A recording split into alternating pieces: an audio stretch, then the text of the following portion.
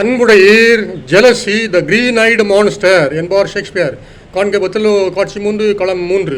பொருள் பச்சை கண் மிருகம்தான் பொறாமை.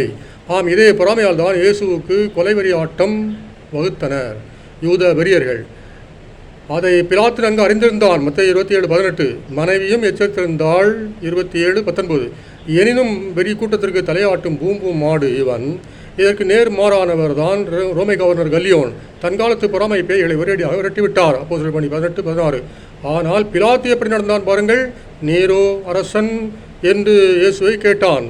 அருளப்பர் 18:37. அவரோ நான் உண்மைக்காகவே பிறந்தேன், அதற்காகவே இந்த உலகத்திற்கு வந்தேன் என்கிறார். அருளப்பர் 18:38. உடனே அவன் பல்லளிக்கின்றான், உண்மையா? அதை பற்றி யாரையா கவலைப்படுவார்கள் உலகத்தில்? காலத்திற்கு ஏற்றாற்போல் பெருச்சாடியும் காவடி எடுத்து ஆடியதாம் என்கிறான்.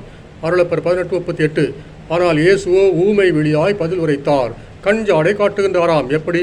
பிலாத்துவே, கேள்வியிலேயே எழுத்துக்களை மாற்றி போட்டாலே போதும், விடை வந்து விடுமே.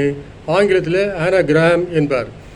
அவன் லத்தீனிலே கேட்டாராம், குயிது எஸ்து வெரித்தாஸ், எழுத்துக்களை மாற்றி போட்டால் எஸ்து குய் அதஸ்து. பொருள், இங்கே நிற்பவரே அந்த உண்மை. இதை உணர்வானா பிலாத்து? இவன் தான் பூம்பூம் மாடு ஆயிற்று. யூதர்களின் வெறி கூட்டத்திற்கு தலையாட்டி விட்டான். அவர்களது கூச்சலே வென்றது. லூக்கா 23:2. மரணத்திற்கு கையெழுத்து விட்டான் பிலாத்து. கடைசியிலே ஆல்ப்சு மலையில் போய் தற்கொலை பண்ணிக் கொள்ளுகின்றான். பாரம்பரிய செய்தி இது. தேசத்தீர், இதனால் தான் வள்ளுவர் அன்றே சொன்னார், தன்னெஞ்சு அறிவது பொய்யற்க பொய்த்தபின் தன் நெஞ்சே தன்னை சுடும்.